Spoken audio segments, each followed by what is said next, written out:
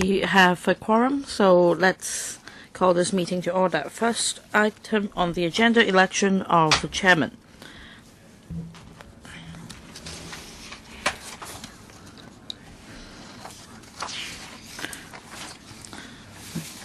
Now, we're going to examine the proposed resolution under Section 5(3)(b) of the Public Bus Services Ordinance, and we're going to elect the chairman in accordance with Appendix 4(6) to the House Rule. I will now receive nominations from members. The nomination should be made by one member to be seconded by another member.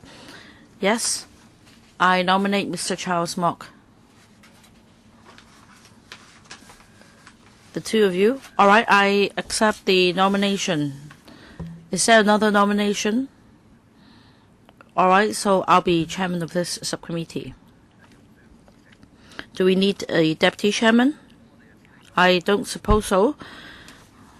Mr. Andrew WAN has written asking to join this subcommittee in accordance with House Rule 23C. We need to decide whether to accept his membership. Well, he is supposed to come, but I accept that. All right, probably, but I hope he shows up by the end of this meeting. All right, so we'll accept his late membership, and let's invite the administration in.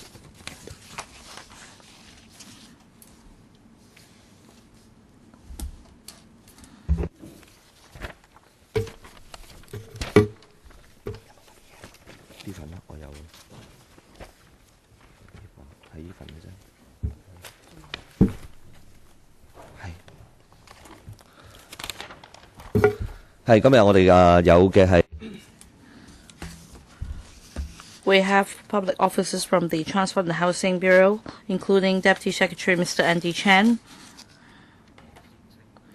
Ms. Crystal Yip, Ms. Rachel Kwan, and also Mr. Alex Lai, and I won't read out the rest of the attendance list. I'll invite the administration to walk us through the brief first before I open the floor for members to ask questions. Good morning. This proposed resolution is a technical amendment. As we have this new term of electrical this year, although there have been 22 previous similar resolutions, I'd like to brief members on the resolution once again. Every time when the franchise bus company's franchise is renewed, we need to apply for this resolution so that they won't be given a statutory protection. In the past, it was called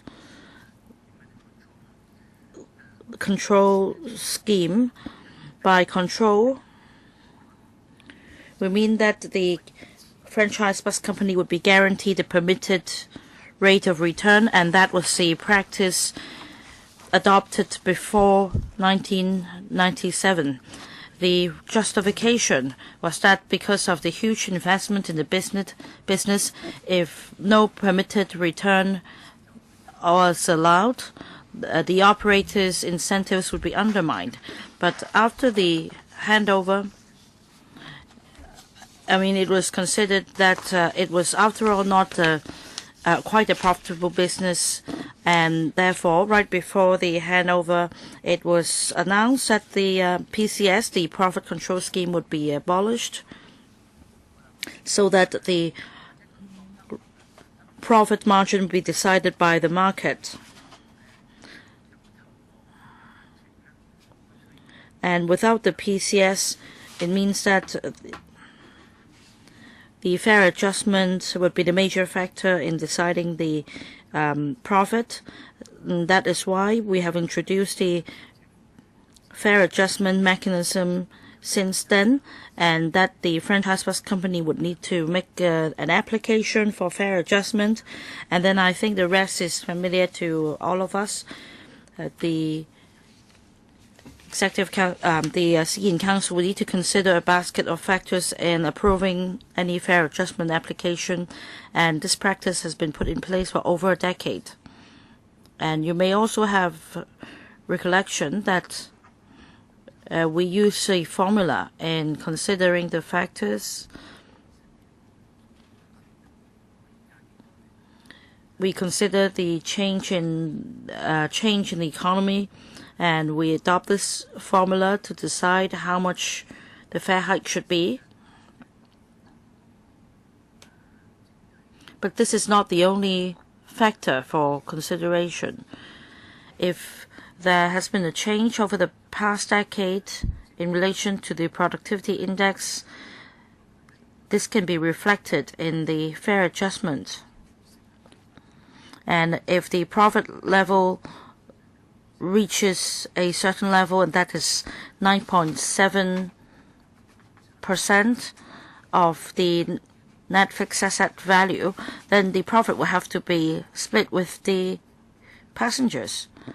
So as long as the profit level reaches or exceeds 9.7%, the profit will have to be shared with passengers. That means if it is a profitable year, then the profit will have to be shared with passengers in the form of fare concessions. So not only will there be no more profit or permitted return, the franchise bus company will have to split profit with the passengers. I think we're familiar with this mechanism. But this is completely different from what we're talking about today. For the profit control scheme, it is something of history which has not been invoked for over 20 years. However, because of technicality, we need LegCo's approval to disapply the PCS to the franchise bus company. And we go through the same motion every time for each franchise. And for the new franchise of the KMB, or Kowloon Motor Bus Company, the new franchise will take effect on the 1st of July, and we need to do the same exercise again to avoid any confusion. And the KMB is also clearly aware of the fact that they won't be allowed any permitted return. We'll start the question session. If you have any direct or indirect pecuniary relations, would you please declare them? Those who are riding the bus, of course, do not have to do so. Now, Mr. Chair, Mr. Chan had mentioned that this control scheme had not been invoked for the past 20 years since its introduction in 1992. I would like to know whether there will be a change in the relevant regulation as such from the government. Now, concerning the 9.7% requirement of net fixed asset value. Now, in fact, for the other public transport companies, it's been revised down to 8% or so. This 9.7% level, even though it is not hugely profitable, but it is highly respectable. So my question is whether the government is looking to revise this 9.7%. Thank you for the question. For the second question, this 9.7%, we've already made it public that we will be reviewing it. For the public transport strategy report, there will be a disclosure about this. And we will be coming up with a report next month, and there will be a view from the government concerning the fare concession, scheme. Now, in fact, in looking at the fare adjustment mechanism, basically it's been working well, and there is this consolidated basket of considerations, and the Executive Council is a gatekeeper, but there will be certain updating of data, and there will be a view from the government in the report. Now, as for the amendment of the regulation, in fact, the timetable for LegCo debate of any amendments is the time is very tight. We know that there is a long queue. And we may have to change the body of the main ordinance itself, which governs KMB, and that will take legislative time. We haven't had the opportunity yet, but we will try to do so. That has always been the stance of the government. It is an uncompleted task, and we understand that. Any follow-up, please? Chairman Ban? Thank you, Chair. Good morning, Secretary. Good morning to you. Now, concerning this technical amendment, in fact, in the other profit control schemes for the buses, since they were suspended, we have asked for an amendment to the ordinance. And actually, for the LegCo, the process would be a bills committee, even though there's not a lot to be debated on, but we would want to speak our minds concerning the service of KMB. The KMB service is very important for passengers in the new territories. Apart from the rail, we would want there to be bus choice as well. Now, in coming up with this new concession concerning concessions, fare concessions for rides, we would want there to be for the buses on the road. Apart from serving the public, they also take up space on the road. So if there can be a reduction in the load or congestion on the road with more interchange or bus-to-bus interchange, that would be good. And in fact, there are some spots, such as on Qingyi Island, that is Cheong-on Estate bus station. All the buses have to go into that Cheong-on Estate bus station and then go to the other places in Qingyi Island. So the passengers will have to can do that. That is, go into that bus station, and from that bus station, it connects up through another bus route to all the other places in Qingyi Estate. I mean, if you plan it that way, then you can alleviate a lot of pressure with less buses, less tight schedules. The passengers can also go home earlier, etc. So I would want to see the government continuously discussing with the bus companies for this interchange. So it is for the passengers, it is for less congestion on the roads. I do not know whether there are regular meetings that you have with the bus companies, please, concerning this. Thank you very much for the question. Let's talk about I will explain the system, and as for the specifics, perhaps the department can answer you further. Now, Mr. Chan had always been concerned about bus service, and we understand that. Our mechanism, the beauty of it right now, is that it is continuous, in the sense that every year we will review with the bus company the 18 districts routing, and we go to the district councils as well to learn from the councillors' wisdom.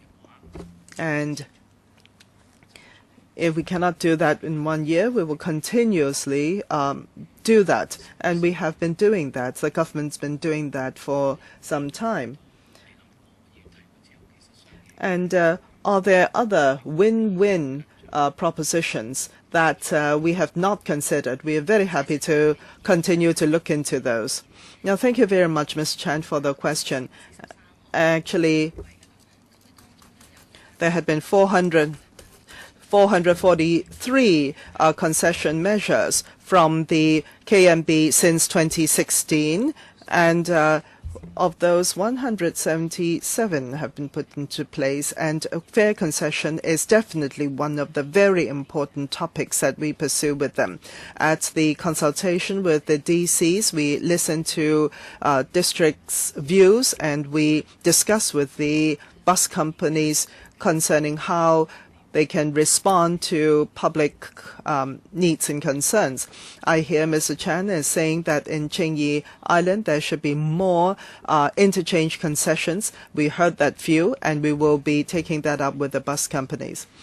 Yes, because there are a lot of areas in Hong Kong with these big interchange stations. We hope to see that there is a setup of these large-scale interchange centers, and Tuen Mun, Siu Lam, for instance. Basically, that kind of interchange can take care of basically many routes. Sha Tin Shing Mun interchange, Tai Lam interchange. These large-scale interchanges benefit the people, and they're very happy. Qingyi, I think, is another place where we can install this kind of interchange.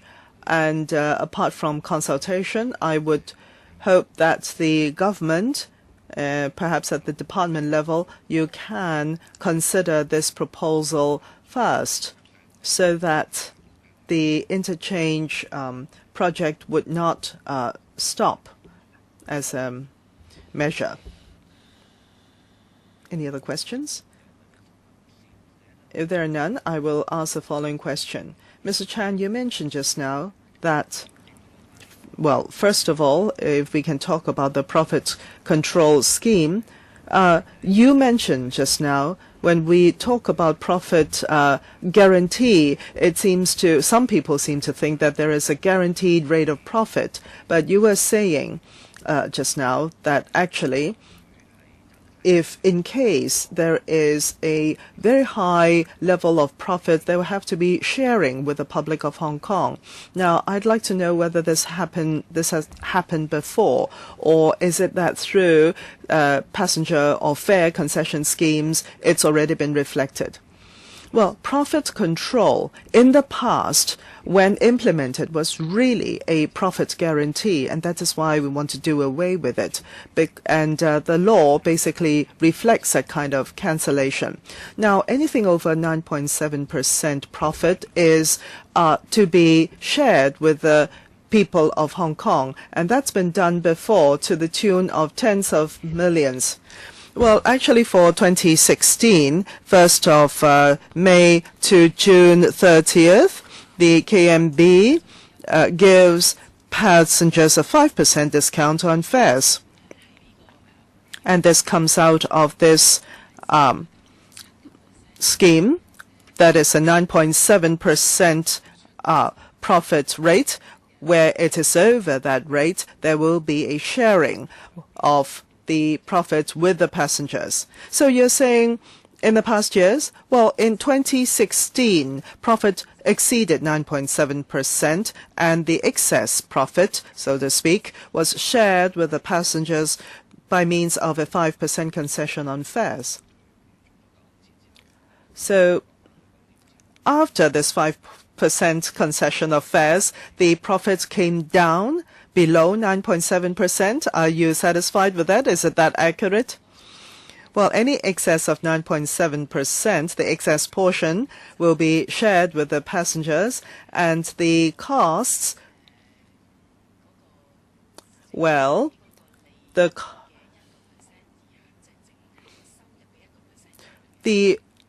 costs will have to be below 1% of total revenue. Let me explain. Clarify. That is, the excess profit will be shared with the passengers as fare concessions. Mr. Chair, let me clarify. We will make sure that they expense all the excess profits. Right. Yes, if it's not all that accurate, they may actually exceed that as expenditure. Let's say if it's 11.7% of profit, then for the excess 2%, well, they will share that with the passengers. Now, even though it is a different industry, but we're talking about electricity or utilities, it's come down as well, the profit level. And for public transportation industry, 9.7%, is it relatively high internationally or locally? How do we understand this 9.7%? Is it comparable, reasonable? Is there a mechanism to look into this 9.7% for adjustments, if possible? Mr. Chair, to answer your question, 2 points. The utilities companies versus the buses companies, their profitability seems similar, but they are actually different. Now, for the utilities, it is a guarantee, profits guarantee, and they form a concession or operation arrangement with the government. Not so for the bus companies. It is as follows, that if it makes profits of 9.7%, any excess of that they will share with their passengers. But and they do not always make profits exceeding 9.7%. In the past 10 years, it's only been 2 to 3 years. In fact, for 70%, 80% of the time, they do not make profits over that level. And for 2 years, they were actually loss-making. So it is not always profit-making, first of all. And secondly, we all know from records that any application for fare increase may often be denied. So this 9.7% is not guaranteed, and it is not always attained. And in fact, most of the time, the bus companies, as we can see from the 6 concessions arrangements we have, they are lower than the 9.7% consistently.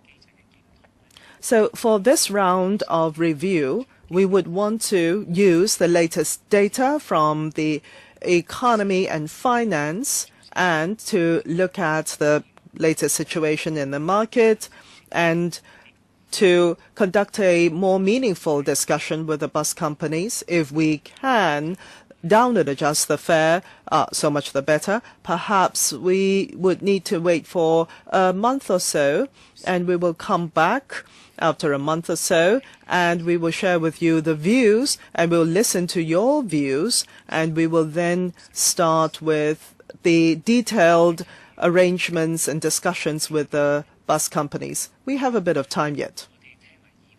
Yes, we will hear your views before we go to the bus company for further discussions. Ms. Nick, thank you, Chair. This is but a technical amendment. There's nothing particular to it. Now, I heard Mr. Look's question just now when I was upstairs, and the question was, why is there such a technical amendment every time there is a granting of concession arrangement? Now, concerning guaranteed profit, I've not seen that in other areas of Hong Kong. Why don't we just do away with it rather than to have to come back every year? A second point, I'd like to respond to Deputy Secretary's point in relation to public transport operators, whether it is a profitable business. I think occasionally, but I don't think, as far as the reality is concerned, it is a very rosy picture, because for taxi fares, for example, we've just raised the fares only to recover the loss due to inflation, whereas income has continued to grow. At the same time, for public light buses, you see that for GMBs, over 60% are subject to control. Well, are subject to losses. So that is a problem. I think that it is somewhat wrong. I just want to make this point. I want to make it clear to you that as far as the current public transport system is concerned, we're not having very profitable businesses. I think that a reasonable level of profit should be provided for the operators to provide quality service, because demand is increasing. I just hope the administration would take this into account. Mr. Chan, anything to respond? Well, for example, we'd like franchise bus companies to provide more interchange concessions, and we need to be fair because costs would be involved. So we are being reasonable. I'd like to reassure members. Any follow-up questions? No, I'd just like to make my point clear. Mr. Chen? Well, sometimes for the interchange arrangement, it may not cause the cost to go up. Rather, it would help them save costs. And next point, I'd like to talk about monthly passes for buses. Because when we discussed the franchise arrangements of buses, we talked about the monthly tickets, and we've been urging bus companies to make this arrangement. I understand that you've been talking to them. For members of the public, we just want to save money by using monthly tickets. I'd like to know from the administration whether you have a roadmap or a timetable to implement the monthly ticket arrangement. Thank you, Mr. Chen, for your question. We have discussed this point when we discussed with the KMB on the new franchise arrangement. And in the beginning of this year, we have made it clear it is the government's position to encourage the KMB to put in place a monthly ticket system. And we have three requests. We hope to achieve three things. Like Mr. Chan said, basically the monthly ticket should be able to help passengers save costs, and that the network covered should be large enough. There should not be too many restrictions, and also the pricing should represent real concessions. It should not be so expensive as to make it meaningless. And the third point, we need to make sure that after putting in place a monthly ticket system for some areas, passengers living in other areas will not need to subsidize those monthly ticket holders. We understand that the community and members are keeping a close eye on the matter, and we hope that the bus company can come up with a proposal under the three objectives we mentioned. And so far, we have not received any proposal from the franchise bus companies. Is there a timetable? Because this is quite a highlight under the new franchise, and also about concession for school children. We talked about how unreasonable it is to only provide a concession for the return journey. I hope that you report back to the Council as soon as possible. I wonder if this would come along with the monthly ticket scheme, or that if the monthly ticket arrangement is not implemented until the last year of the franchise, it would be unreasonable. So is there a timetable? I don't think the community would agree to that. The new franchise would come into effect on the 1st of July. And I think any day after the 1st of July this year would be a good day for putting in place a monthly ticket scheme. We hope that this can be done as soon as possible, but at the same time, we hope that the monthly ticket scheme will represent actual concessions rather than something like the concession that we have for students at the moment, that only concessions be given for the return journey, because it will only attract criticisms.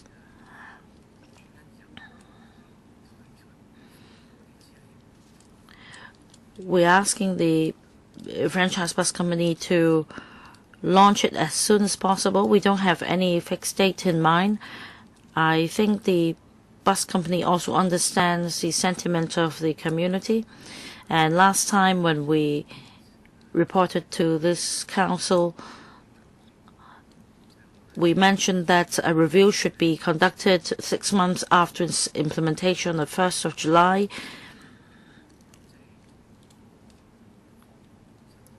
If very few students enjoyed concession during the return journey, then it would render the concession scheme pointless, and we need, therefore, to improve the scheme. And this arrangement isn't really tied to the monthly ticket scheme.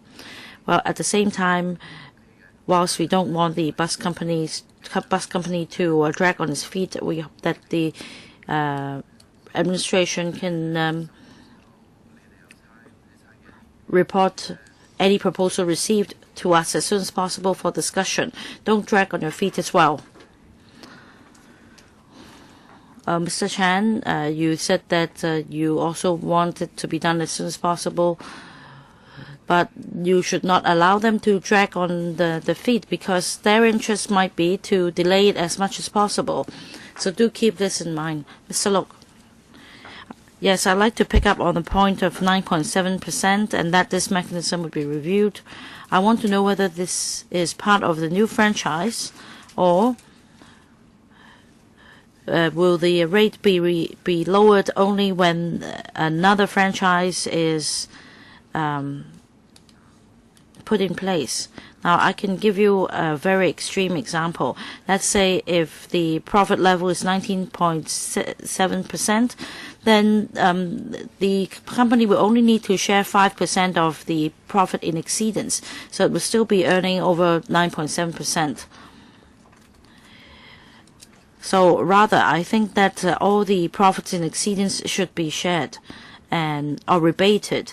And I think at the same time, the profits in exceedance should also be shared with staff of the bus companies, especially frontline staff, because we understand that for bus drivers, their package is not very attractive, and it's difficult to hire drivers as a result. I think that the profit should be shared with their staff members as well. I think at the same time, when you have the passengers' interests in mind, you should also look after the interest of the staff of the company. Thank you. I think this is separate. I mean, the fare adjustment mechanism is separate from the franchise arrangement with the bus company. When time is ripe, the administration would like to conduct a review. As it is not directly connected to the franchise, it is acceptable, therefore, to the bus company as well.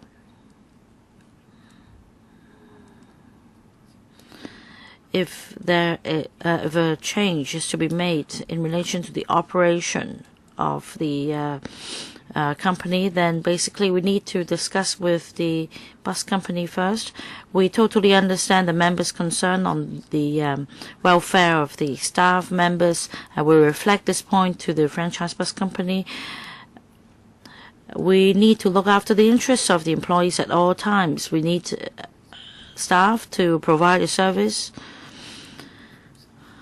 But let's say if it's a profitable year and the bus company has shared half of the profit in excess with the passengers, whether they can do more to provide or to share profit with the staff members as well.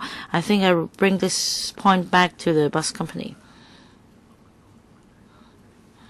Finally, a question from me. I'd like to put this on record. At first, when I asked for this subcommittee to be set up, that was what I planned to do in the electrical background brief. We already set out our previous discussions and some requests raised by members to the company, and I myself would like to like the bus company to make better use of big data, and I've made this point time and time again to the Secretary for Transport and Housing, and I would like to urge the bus company to submit data to the government for use by the public, and as stated in the background brief, what we want isn't just the government's big data database, but rather mobile applications that can be used by the public.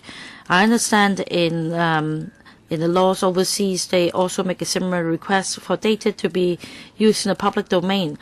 So let's say if we are to renew another 10-year franchise, I think that the members have the same request.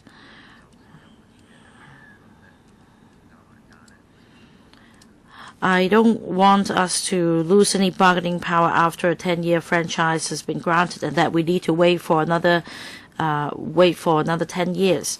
I hope that the government would attach importance to this, because you mentioned that a consultancy report would be released soon, when the government is advocating the smart city,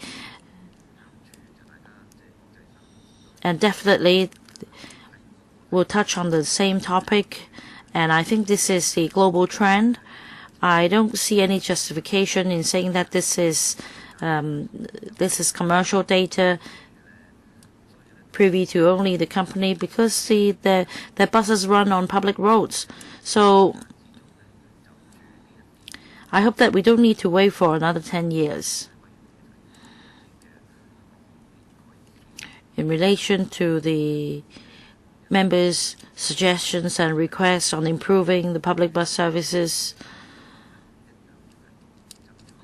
the government should continue to strive for improvements during the operation of the franchise, because we're concerned that after granting the franchise, the bus company would just drag on their feet and not respond to us until the franchise is almost is due to expire.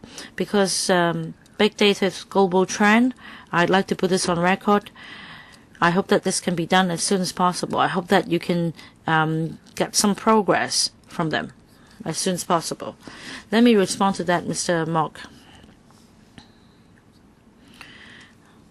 We feel your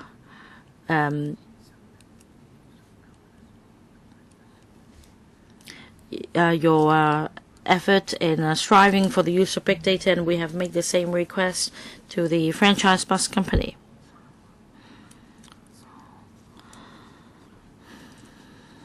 I won't say that I am totally familiar with the arrangements around the world, but I think that the beauty of our public transport system in Hong Kong is that it is a kind of business. The advantage of that, of course, is obvious, that the services will be more responsive to the market. That is the advantage, or the biggest advantage, of a business operation. As for Hong Kong, the public transportation is lauded by overseas entities. But of course, we're not saying that we don't need further improvements, but indeed our public transport is world number one. From convenience to ratio of use by the public, we are world number one. Now, for a private company, and what it sees as important to them as an asset includes data. And to provide that kind of privately owned data to outside for business purposes, I don't think the public transport companies have come to that stage yet. But in any case, we will continue to reflect this to them. And in fact, the bus companies would also, perhaps, by opening up their data, increase their channels of businesses as well. We don't know. But Mr. Mock would have perhaps noticed The Economist's latest issue is also about big data. It's much like the 19th century oil-based crude oil-based economy, and basically the winner takes all. Now, concerning data, how do we set a price for data? Pricing of data is not something that's been agreed upon worldwide yet. There is no market mechanism for data pricing. So how much should the data be worth? Yeah, so as a layman, I see that this is not unique to Hong Kong. What we're facing as an issue or problem, that is, no one knows what the pricing of data should be. So should or should not an entity provide the privately owned data? That is a problem. So this is just by way of exchange with Mr. Mok. Well, I do not want to extend the discussion here on this point, but you have raised a few points which I think we need to record here. Now, you mentioned a couple of important issues. Firstly, that these are privately run companies in Hong Kong, etc., etc. And you said that you do not have the details of public utilities all around the world, but this is exactly it, and that is public transport data exchange and making it public. In fact, for dozens of major cities around the world, it's not that we want to take the lead in opening up this kind of data, but in these major cities, in fact, they are already making this kind of data public. Even for taxi companies, the public and of course a government would know where these taxi cars are at any moment in time. So when you say that the bus companies do not or cannot provide that kind of data, in fact it's very easy. The roads are publicly owned, government owned, and these bus companies get the franchise from the government before they can operate.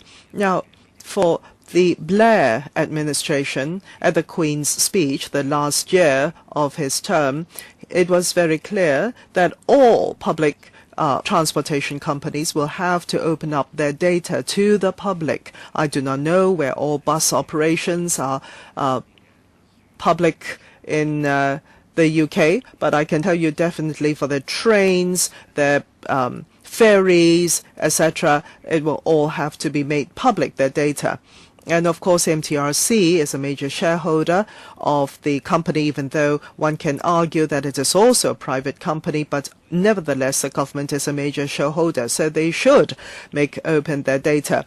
Well, I've also read the latest issue of The Economist, but I feel that there is a difference in the nature of the data discussed. And perhaps the companies are misled into thinking that if they keep their data private, passengers will continue to ride their buses. But in fact, passengers need real-time data as to when they should change to, for example, minibuses or other modes of transport. The passengers want the shortest traveling time. So by opening up that data, it would be a lot more convenient for the passengers. And in fact, we can use the same kind of app in overseas countries when we travel. So I would want the government to step on the gas, if you will, and urge the companies to provide that. And in any case, this is my view on this issue. Mr. Chan? Dr. Cheung Chiu Hong. Mr. Chan, I'm totally in agreement with you on this point. I would also want to remind the government that for public transport, its nature is to serve public interest. It is not to serve individual or private companies' interest first and foremost. This is a point I would like to make clear. Now, Mr. Chair talked about the relevant data. I believe it is not just myself, the world over, and everybody around us. When we go to different cities, we see their way of lives. It's very transparent. The other cities, all you have to do is to look at your mobile phone and you will have the data concerning where exactly the bus you want to ride on is at any given moment of time. And some people are pretty surprised that it can be that transparent, and I can therefore time my travel a lot better. Of course, I was taught by my children. I'm not all that in. Well, in fact, this is available in a lot of cities around the world, but not in Hong Kong. Now, this kind of big data, there are several layers to it. The Economist, of course, talked about the overall big data scene in the world, and it is a major asset owned by the population of the world, and it likened it to oil as the most important commodity that is in modern day, much like oil was in the past decades. And it impacts on the style of consumption and also the companies in utilizing this kind of big data. They actually use the data to do very focused marketing on a commercial level.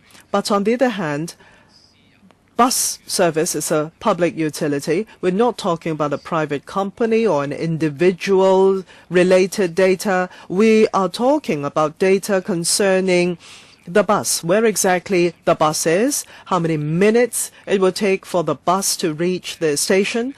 This kind of data, I see no reason why it cannot be opened up. Whether this is commercially valuable, perhaps, but I think this is the first and foremost objective is for public service for the bus companies, and therefore I think the government cannot say that this is up to the bus companies, but it is the will of the government. You actually have the power to request these companies to make available their data. So this is the first point I would like to make, and we have to do it on a timely basis, early on. As we renew the franchises, I think this is the best juncture for so doing. But very often we miss these opportunities.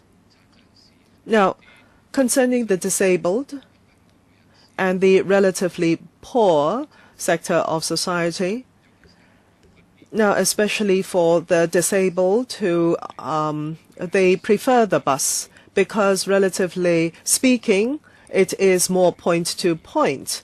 Well, the MTR, of course, is more and more convenient, and the network is extended, but getting in and out of the station actually takes time. And it is only lately that we have the elevators that go right down to the platform in our very big station of Admiralty.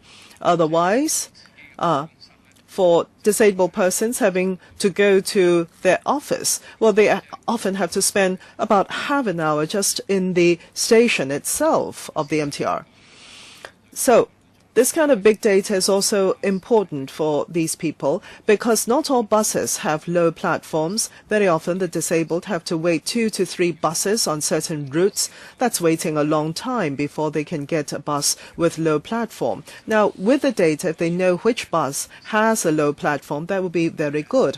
The bus company, of course, says that they can call up the bus company and get that information. That depends on the company. Some companies are better in that kind of service, others not so. Now, for the blind, for those who are riding the same route all the time, it is not a big problem. But then, of course, you cannot restrict a person to certain routes.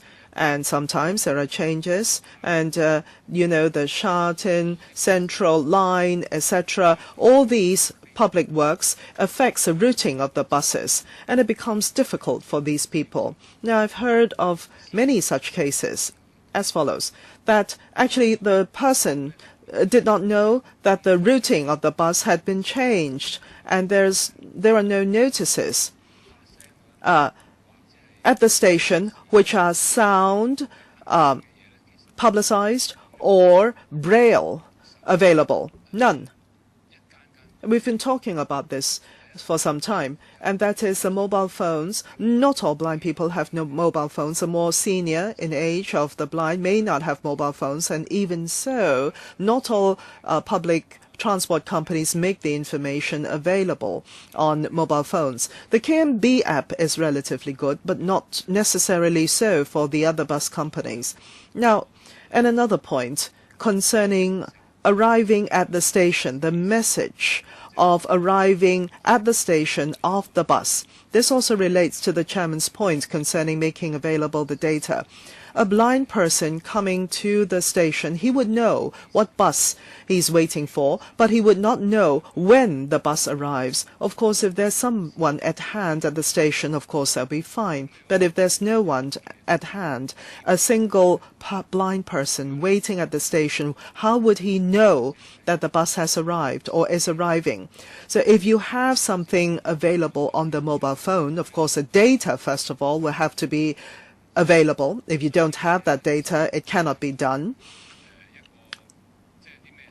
So this is not about privacy at all. This is about public interest. It is about meeting the needs of different passengers in their riding of public transport.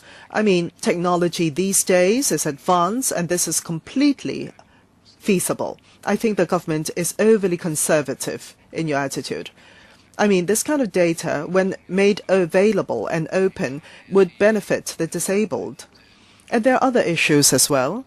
For instance, I've received a lot of parents. They say from the parents that their children have different levels of disability, and when they push these prams, which are, well, similar to prams, but they're actually specially tailor-made wheelchairs for their children. But it's not a full-size wheelchair.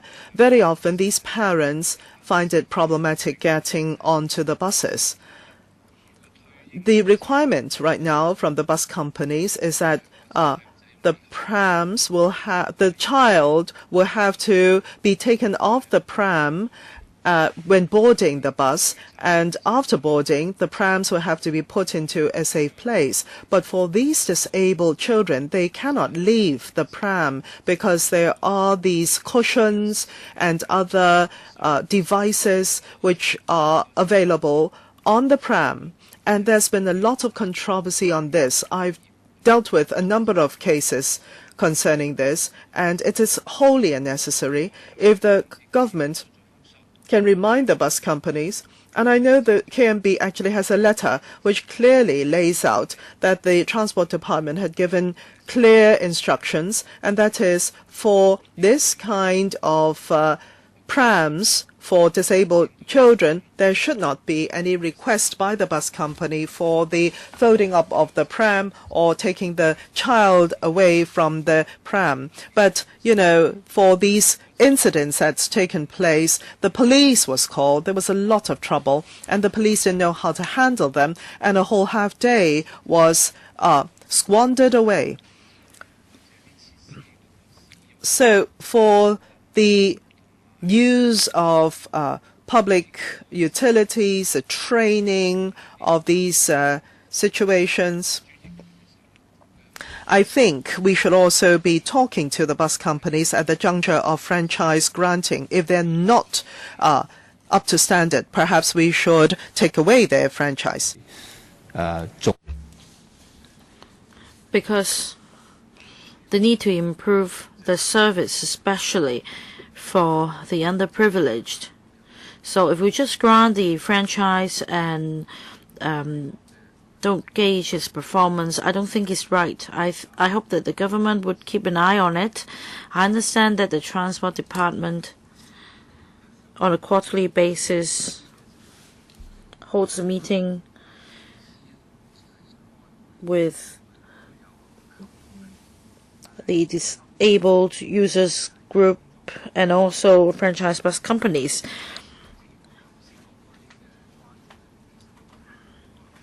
Well, sometimes there might have been communication, but despite repeating the same points over and over again, there still would not be any improvement. Right. Dr. Fernando Zhang,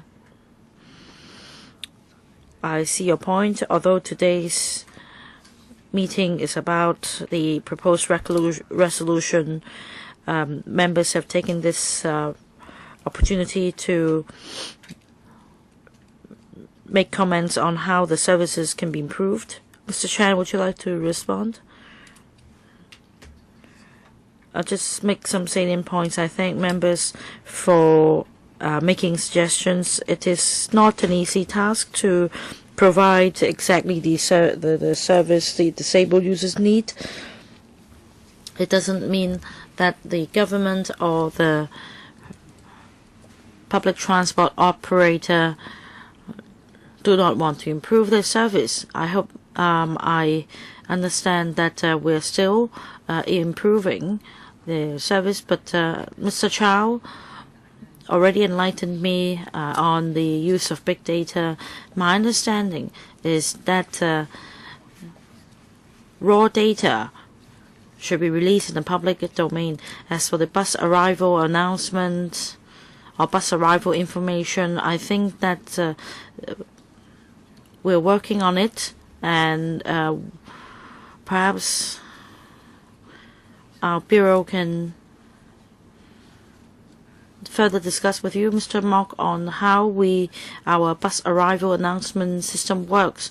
For the visually impaired, they can listen to the announcement on the number of the bus or the bus route number arriving. You will see that we're actually not lagging behind other countries. As for developing data, I think I've covered this point. I won't repeat, but we understand the members' requests. Low-floor buses will continue to introduce more very soon. We already have over 90 such buses at the moment. I hope that territory-wide low-floor buses will be introduced soon. On the use of prams, well, it is not a very complex issue. It should be dealt with much more easily. Well, you mentioned that it is similar to a wheelchair. I think the difference, I think the problem could be that ordinary people may not understand the difference.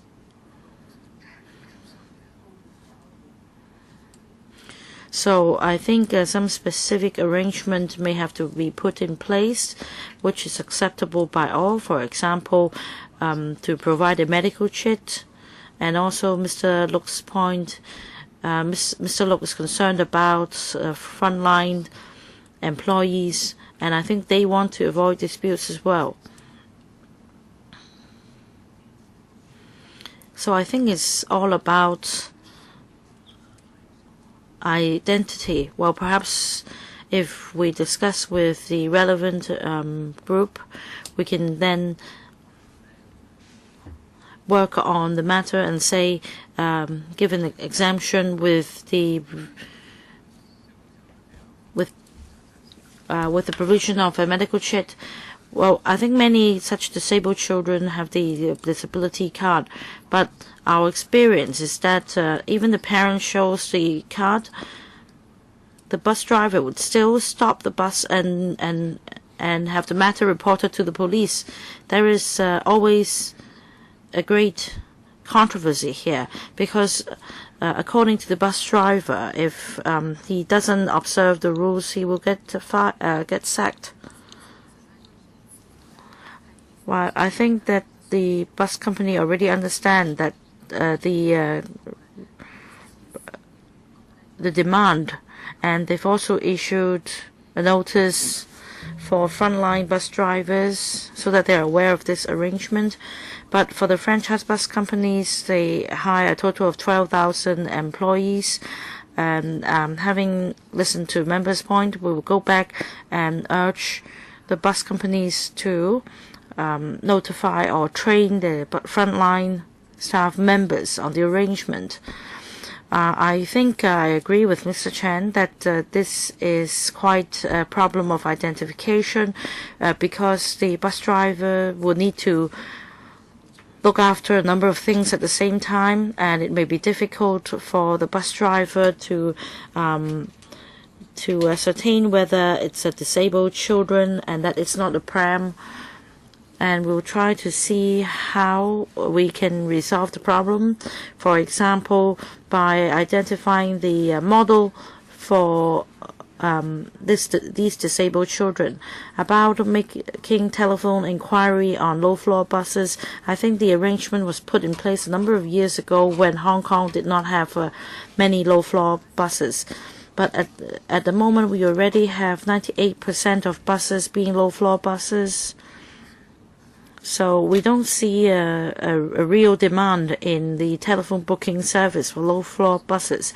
By the end of 2017, all bus fleets of all franchise bus companies will be low-floor buses, and no advance booking will be necessary. There is actually a pilot scheme. A franchise bus company is installing 2 seats for the wheelchair-bound on a bus. So we have the same objective in mind. We want to improve service for the disabled passengers as well. For buses that can accommodate 2 wheelchairs, I haven't seen those before. I think that it is in a pilot scheme, but according to our test, because there is a column inside the bus compartment, the wheelchair couldn't really get in the space.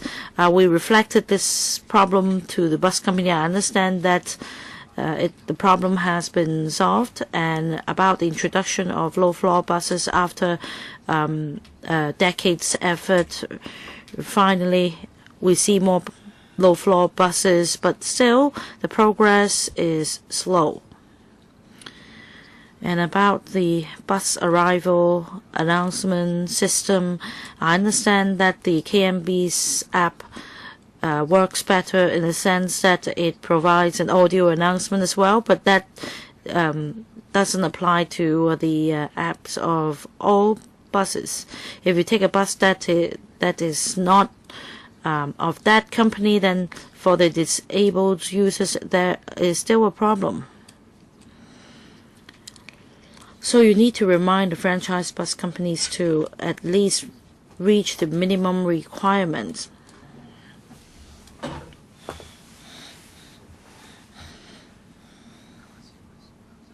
I assume that at the major bus stops and major bus interchanges, like Mr. Chan said, we're going to have bus arrival announcement system with audio announcements, and I'm really looking forward to it. Mr. Chan, can you elaborate on it? Well, for bus terminals or interchanges which have electricity, which have power supply with a roof, then there will be display panels, and also for mobile apps with audio announcements. We already have them in Hong Kong.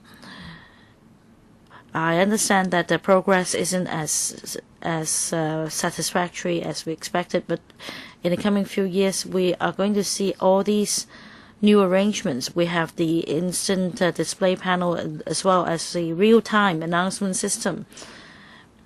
Now you're talking about major bus interchanges, all covered public transport interchange with power supply. So do you mean all bus stops?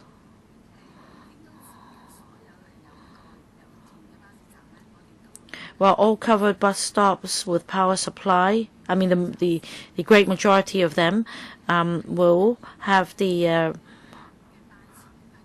display panels installed with estimated time of arrival of buses so that passengers can plan their journey in advance. But will there be any audio function of the display panels? Well, it will not make any audio announcement. That is the plan that we have in mind, because we have a question mark on how large the volume should be for the visually impaired users to hear the announcement, and it may also affect the shops and people nearby. So we don't plan to include audio for the display panels, but like Mr. Chen said, you can install a mobile application which can make audio announcements of estimated times of arrival of buses, as well as any changes in relation to bus stops. There may not be audio announcements all the time at bus stops, but I think if you could install a button so that if you press a button you'll hear the announcement, then I think it is a feasible idea. And do you have a timetable on when the display panels will be installed? For the KMB, they're going to install 1,300 such display panels, and they will be the installation will be completed in 3 years. 1,300 panels, then it will not cover all bus stops. No, not all bus stops. They said that all covered bus stops with power supply, not all bus stops. And I think that this is subsidized by the government as well. We subsidize half of the cost. So it's a buy one, get one free, so that they can expedite the progress. The government subsidizes the hardware, but the submission and operation of data from the system, I think the system is funded by the bus company.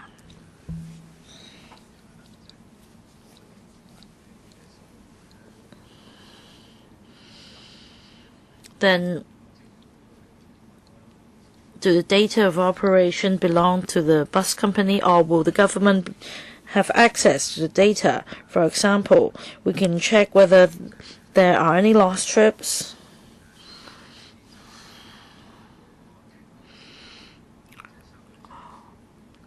or we can see that some buses tend to stay longer at a certain bus stop, leading to, say,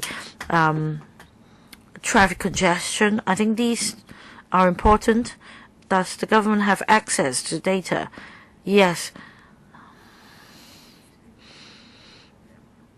I think that the data is also available for use by your e-transport app, but I think the controversy is whether the data is also available for other users in the public domain. We have another system to monitor the problem of lost trips for bus companies. We do not rely on this system. It doesn't carry the function of keeping records. We rely on another system to monitor the operation of buses. And apart from checking the ETAs from the bus companies' websites, KMB and other bus companies have agreed to provide data to our e-transport website so that the public will have access to information relating to the public transport, including ETAs of buses, by accessing the e-transport website. Any other questions, Dr. Zhang?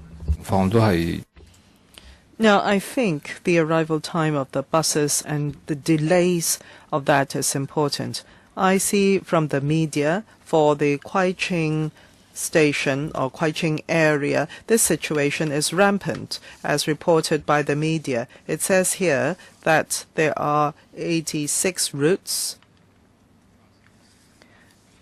The bus company, in providing the information to the district council, only 12 of the routes are up to standard. That is to say, about 80% are at different levels of delay on arriving to the stations. So I think in the extension of the franchise to the bus companies, this is something that you should focus on. Lastly, I would want to raise the following. For student fare concessions, I do not know about you, Chair, when you were young, but for me, I remember going to the bus company to get a half-fare pass. It was a certificate or an identification card. Well, when I was young, actually, you have to clip the tickets. Well, you definitely before my time. That's, of course, not necessary nowadays, but basically there is no student fare concession. So, and there is of course, a student subsidy from the government, but that is regrettable because the transport expenses for students, where the students live far away from the school, the subsidy for them may not be sufficient. And so I feel the $2 concession for the disabled and the old age is very good, and we've been fighting for that for many years. But for student fare concession, we've also been urging for that. And this is a voice from the community, the government. I hope they will know that transport for students is also very important. If there are no further questions, members, I would have to go through the formality of asking whether we would want to invite the public to express their views concerning this topic, because this, strictly speaking, is just a technical amendment. I'm sure members would not want to go through that step. Well, I think we are able to complete our work now, and we do not have to have another meeting. No. So from the government, the last point, for this to go to the Legislative, what is the timetable? Well, as soon as possible. 14th of June, we will be raising this as a motion or resolution. And then the 26th of June, we have a House committee. That should be fine. We make a record of that. Members, if you have no further questions, no other business, we close the meeting here. Thank you.